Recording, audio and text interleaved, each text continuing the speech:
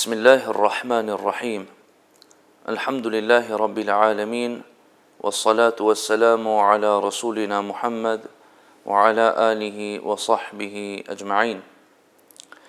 Hamdi, falënderimi dhe lavdërimi takon vetëm Allahut fuqiplot, krijuesit të gjithësisë, sunduesit absolut. Vetëm ata e falenderojmë dhe vetëm prej tij falje, ndihmë, rahmet dhe bereqet kërkojmë. Ndërsa salavatet dhe selamet më të përzemërta i dërgojmë mbi vulën e pejgamberisë, mbi edukatorin ton suprem, mbi shembullin, mbi mëshirën e mbar njerëzimit, mbi Muhammed Mustafan sallallahu ta'ala alaihi wasallam, mbi familjen e tij të ndershme, mbi shokët e tij besnik.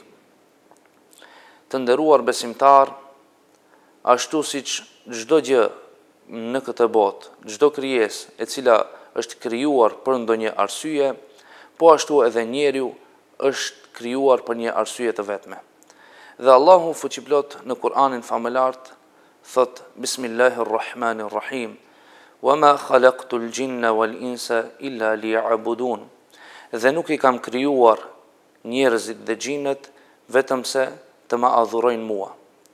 Dhe nëpërmjet adhurimeve njeriu afrohet, apo besimtari afrohet te krijuesi I gjithësisë, te krijuesi I vet, dhe shpreson në shpërblimin e tij për në botën tjetër. Ibadetet të cilat I kemi ne obligim kanë për qëllim për të na dhënë neve një farë devotshmërie, kanë qëllim për të na afruar neve tek krijuesi I gjithësisë. Dhe kështu është e njëjta me muajin e bekuar të Ramazanit apo me agjerimin në këto ditë të bekuara. Allahu fuqiplot në Kur'anin famëlar thot: Bismillahirrahmanirrahim. Ya ayyuhalladhina amanu kutiba alaykumus siyamu kama kutiba alal ladhina min qablikum la'allakum tattaqun. O ju të cilët keni besuar, u është bërë obligim juve agjerimi ashtu siç e kanë patur obligim edhe popujt e mëhershëm. Nga ky ajet kuranor ne nënkuptojmë se çdo popull ka patur llojin apo formën e agjerimit. Dhe ne kemi këtë formë duke u larguar nga gjërat e lejuara, siç është ushqimi dhe pija. Mirë po, qëllimi final për të gjithë popujt ka qenë I njëjtë. Thot Allahu fuqiplot: la'allakum tattaqun, që ju me anë të këtij ibadeti, me anë të agjerimit, të arrini devotshmërinë apo kënaqësinë e Allahu xhelleshanuhu ve xhelle xhelalu. Për këtë shkak të nderuar besimtar, muslimani asnjëherë nuk duhet të harrojë qëllimin e tij kryesor me ibadetet e tija, e posaçërisht me agjerimin e muajit të Ramazanit. Ne me anë të agjerimit të këtij muaji duhet që të afrohemi te krijuesi jon dhe duhet që të arrijmë të veshim petkun e devotshmërisë, të bëhemi më të devotshëm, të pastrojmë zemrat tona dhe shpirtin ton. Po ashtu edhe pejgamberi alayhi salam na ka treguar për devotshmërinë. Duke thënë në një hadith të tij I cili transmetohet nga Ebu Huraira radhiyallahu an, pejgamberi alayhi salam shokëve të vet ju ka thënë: "At-taqwa ha huna wa yushiru ila sadrihi 3 marrat." Takvaja apo devotshmëria është këtu dhe ka bërë me shenjë nga gjoksi I tij apo nga zemra e tij. Nga ky hadith ne nënkuptojmë se me devotshmërinë duhet që t'i pastrojmë zemrat tona dhe shpirtin ton, jo pamjen e jashtme.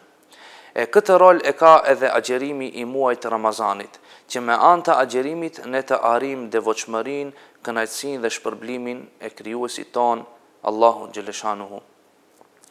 Po ashtu Aliu radiallahu an na ka definuar për çështjen e devotshmërisë, duke thënë se at-taqwa huwa al-khawfu min al-jalil. Takvaja apo devotshmëria është frika nga I madhërishmi apo nga Allahu fuqiplot. Wal amalu bit-tanzil, dhe veprimi apo t'i bëjmë punët sipas librit që është shpallur apo Kur'anit famëlart. Wal qana'atu bil qalil, të jemi të kënaqur me atë të cilën na ka caktuar krijuesi I gjithësisë, po qoftë ajo edhe pak. wal isti'dadu li yawmi ar-rahil, dhe të përgatitemi për në botën tjetër. Allahu fuqiplot në Kur'anin famëlar thot: "Inna ma yataqabbalu Allahu minal muttaqin", me të vërtet Allahu fuqiplot pranon vetëm prej të devotshmeve. Atëherë, nga ky ajet kuranor ne nënkuptojmë se ne duhet që të agjërojmë me zemër, me shpirt dhe jo vetëm të largohemi nga kënaqësitë e kësaj bote. Në fund, ne e lutim Allahun fuqiplot që të na i pranon agjërimet tona, të na i pranon lutjet tona, e lutim Allahun fuqiplot që të na bëj prej atyre të cilët janë të devotshëm dhe të na bëj prej atyre të cilët do të takohen me pejgamberin alayhi salam në Jannatul Firdaus. Wa akhiru da'wana anil hamdulillahi rabbil alamin.